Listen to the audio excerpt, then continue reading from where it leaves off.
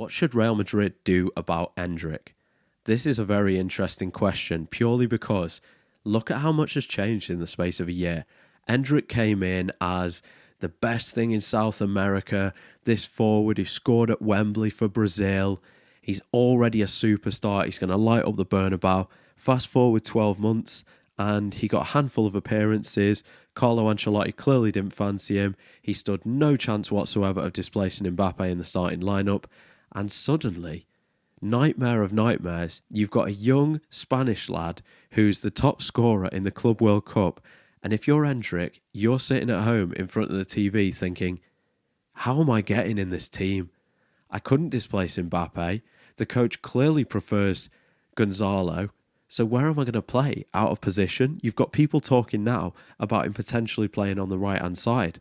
And yes, okay, maybe it gives you a little bit of strength in depth, but doesn't this feel like lazy journalism? Doesn't this feel like a case of he's quite quick, he's got a good left foot, can we stick him out on the right-hand side and see what he can do from that side? Maybe, but it's untested. When you're bringing in a specialist like Franco Mastantuono, do you really want to go down the experimental route? Xabi Alonso doesn't even like playing that system. Xabi Alonso's shown that he wants to play with his five at the back. He's not going to be able to do it every week, but when he can, he's going to go down that avenue. So where is Endrick getting in this team? I always think that it's quite insightful. Xabi Alonso gave an interview the other day and he referred to Gonzalo Garcia as a proper number 9. I think that's incredible because proper number 9 is not something that you can level in the direction of, say, for example, Mbappe or Endrick. Mbappe is clearly not your orthodox centre forward. He doesn't occupy those positions. What he does have is tremendous pace and monstrous ability to make up for that. He will score you so many goals purely because he's a killer. But Gonzalo is the guy who will get his head on the ball when the cross comes in from Trent Alexander-Arnold, or he's looking the second that Arda gets the ball on the wing, he's looking for that opportunity to drift away from the centre-backs to give him that yard of space to try and convert. He's got that killer instinct, and that's an instinct that I don't see from Endrick. Endrick, to me, is a player who wants to take the ball, get the ball down and run at goal. And he scored some incredible goals in the process, but he's not the same profile of striker. So how many games is he going to get realistically this season? I think he's in trouble. I really do. And in terms of his continuity in the side, I don't see it. Personally, if I'm Endrick, I'm looking for a move away. Not a complete move, I'm looking for a loan.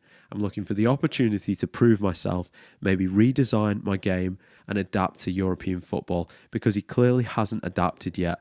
There were games last season where he was clearly out of his depth in the Champions League, coming up against top European defences. Yes, you can do it over there in South America, but it's a different ball game over here. You've got big bruising centre-halves that you have to compete with, and Endrick is not the biggest guy in the locker room, but he can become an absolute weapon. If you look at the likes of Sergio Aguero, Carlos Tevez, they were absolute beasts when they played the game. They were very short in stature, but they bullied centre-backs, I'll tell you that. If you never had the pleasure of watching them play, they were absolutely immense, and they understood perfectly how to use their stature, their strength on the ball to their advantage. This is something that I feel that Endrick needs to learn, and he is going to take time for him to develop. But has he got that time at Real Madrid?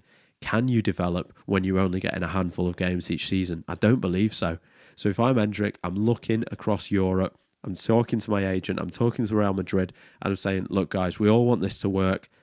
What's the next stage in terms of my development? Is it a move to the Premier League? Because if he goes to the Premier League, that's a baptism of fire. And I'm not against the move.